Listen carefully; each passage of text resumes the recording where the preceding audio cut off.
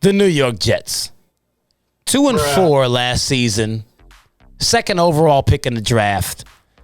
Their expectations will be for them to get an offensive spark out of Zach Wilson. They feel like they got a coaching upgrade with Saleh. They really want the turnaround just from a 2-win season last year. I think they're expecting 6 to 7 wins, which would be a pretty massive uptick from a 2-14 season. Something similar to the hopes that the Chargers and the Bengals have coming into this year. They're expecting to have a season like them this coming season. That's the best I can say they're looking for.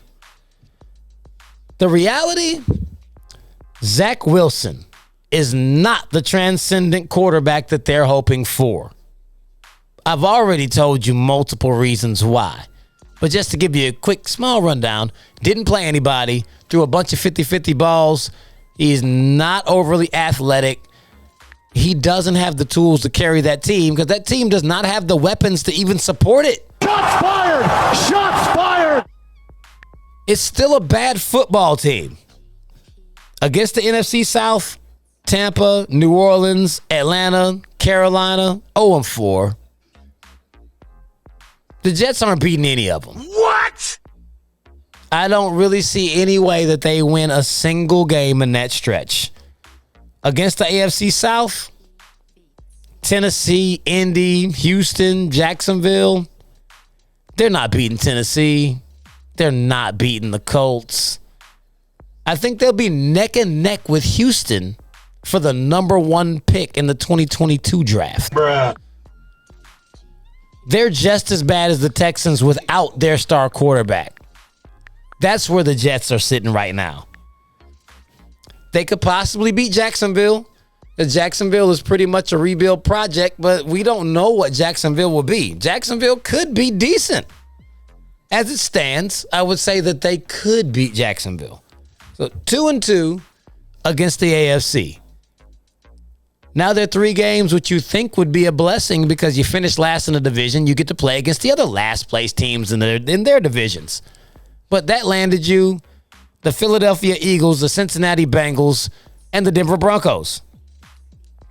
Jalen Hurts, in his first full campaign as a starter, Jets ain't beating him.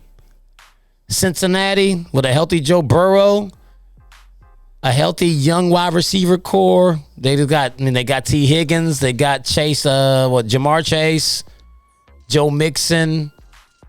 They got a decent little offense that they're working with in Cincinnati, and I don't see the Jets having anything for it.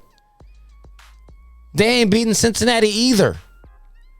Denver Broncos, they've been touting a pretty stout defense.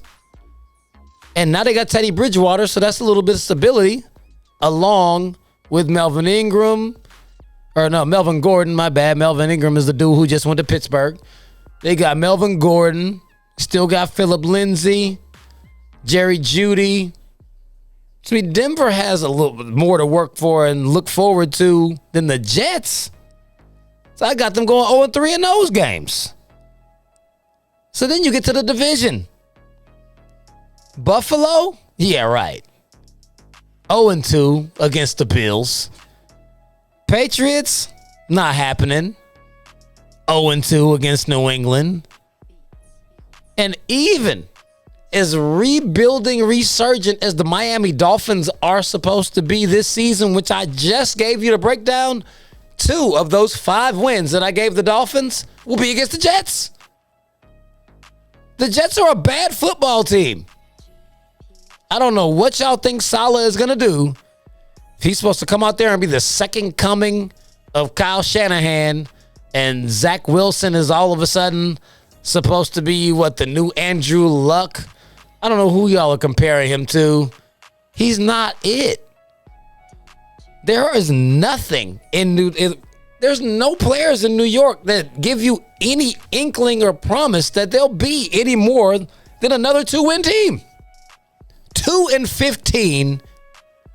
Added one more game, they'll lose one more game. Hell, they might be 1-16 if the Jacksonville Jaguars show up. Bruh. we don't know that they're that bad. We just give them credit for something we haven't seen out of them yet. The Jaguars have more potential than the Jets. I absolutely gave them more wins than I gave the Jets because they're a better football team. And it's sad. I don't even understand how people have faith in the Jets.